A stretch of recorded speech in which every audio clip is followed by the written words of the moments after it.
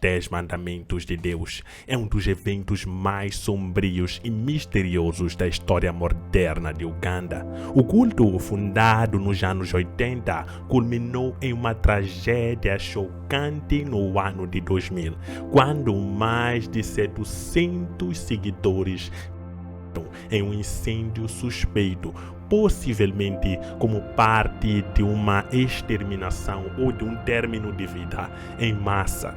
No entanto, o aspecto mais intrigante desse caso é o desaparecimento inexplicável de Credonia Mwerendi, uma das principais líderes do movimento. Até hoje, ninguém sabe se ela morreu no incêndio ou fugiu para escapar da justiça. O caso do culto em Uganda não foi apenas um evento isolado, mas sim um reflexo de um fenômeno maior de fanatismo religioso na África. A mistura de crenças cristãs, islâmicas e tradições espirituais locais criou um terreno fértil para o surgimento de cultos extremistas que exploram o desespero da população.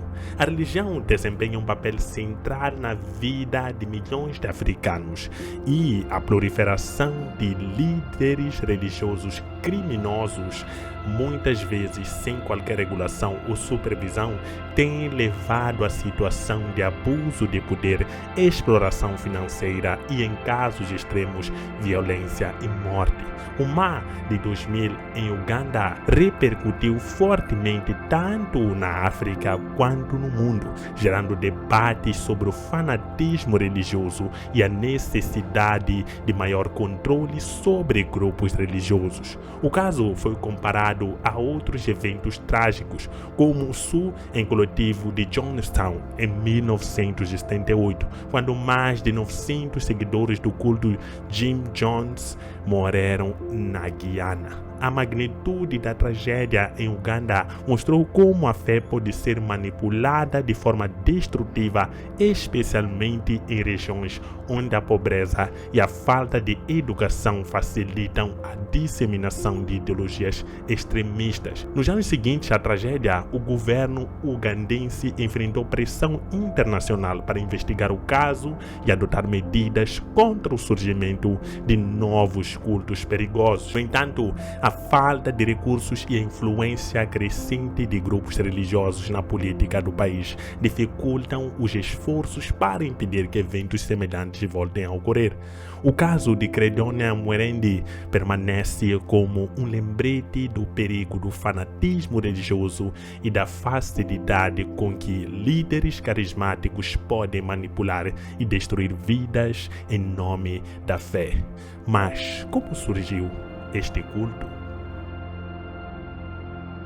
O surgimento do culto e o fanatismo religioso na África. O movimento para a restauração dos 10 Mandamentos de Deus surgiu em Uganda, um país marcado por instabilidade política e crises sociais durante as décadas de 80 e 90. Credonia Mwerendi, uma ex-prostituta que alegava ter visões da Virgem Maria, e Joseph Kebwetere, um ex-político, foram os principais fundadores do grupo. A ascensão de cultos religiosos extremistas na África pode ser atribuído a diversos fatores sociais históricos. A religião desempenha um papel central na vida de milhões de africanos e a mistura de tradições locais com influência cristã e islâmica frequentemente dá origem a interpretações radicais da fé. Uganda, por exemplo, experimentou um crescimento de grupos religiosos apocalípticos devido às dificuldades econômicas, ao fracasso do governo em prover bem-estar social e ao desejo das pessoas de encontrar esperança em meio ao caos. A pobreza extrema e a falha de acesso à educação formal contribuem para a ascensão do culto liderado por Credonia e Kebwetere. Muitos seguidores eram camponeses e pessoas marginalizadas que buscavam segurança espiritual diante das incertezas da vida. O culto pregava um cristianismo apocalíptico, enfatizava a necessidade de seguir rigorosamente os 10 mandamentos como forma de evitar o fim do mundo. A mensagem era reforçada por práticas rigorosas como jejuns prolongados, confissões frequentes e isolamento da sociedade moderna, considerada pecaminosa. A líder Credônia afirmava que o apocalipse ocorreria no ano 2000 e convenceu centenas de seguidores a venderem seus bens e se prepararem para o fim dos tempos. O temor do castigo divino e a promessa da salvação absoluta criaram um ambiente de fanatismo extremo onde os seguidores obedeciam cegamente a Credônia e seus ensinamentos. Esse nível de devoção irrestrita é característico de muitos cultos religiosos na África e em outras regiões do mundo, onde líderes carismáticos conseguem manipular multidões em nome da fé. Como esse controle acontecia? O controle sobre os seguidores. A líder do culto Credônia Mwerendi exercia um controle absoluto sobre seus seguidores. Ela alegava receber mensagens diretas de Deus e impunha regras rigorosas, incluindo o voto de castidade e a proibição de se comunicar com pessoas de fora do culto.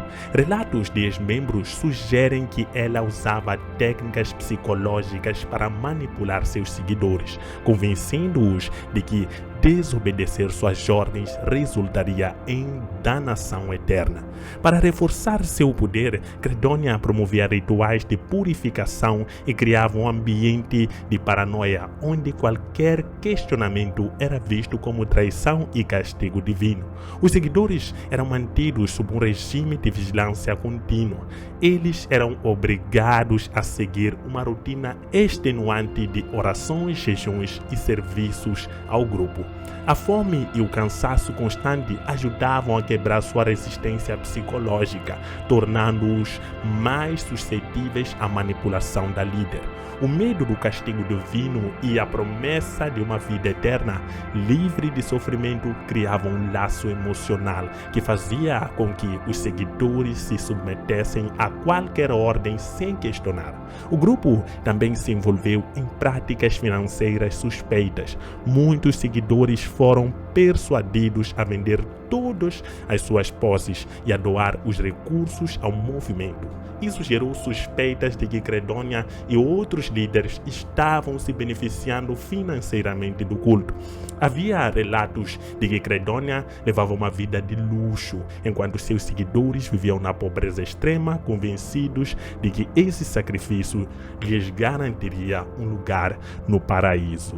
Com o passar do tempo, alguns seguidores começaram a questionar as promessas da líder, especialmente quando o fim do mundo anunciado para o ano de 2000 não aconteceu conforme o previsto. Isso teria gerado tensões dentro do grupo, levando Credônia a tomar medidas drásticas para manter sua autoridade.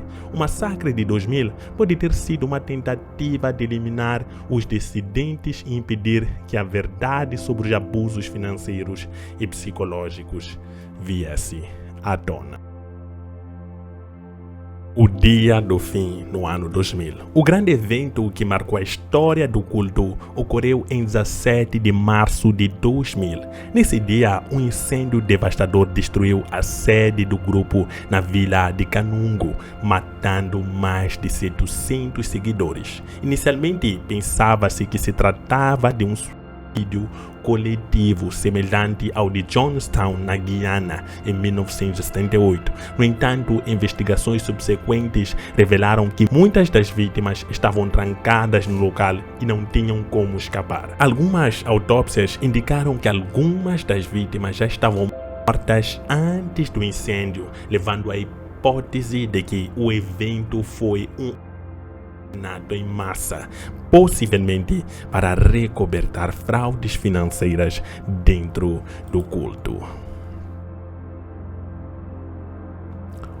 o desaparecimento de Credonia Mwerende. Após a tragédia, autoridades ugandenses iniciaram uma caça aos líderes do movimento. Joseph Kebwetere, inicialmente dado como morto no incêndio, foi posteriormente considerado desaparecido, assim como Credonia Mwerende. Diferente de Kebwetere, cuja presença no local é mais duvidosa, muitos acreditam que Credonia tenha sido a verdadeira mentora por detrás do mar.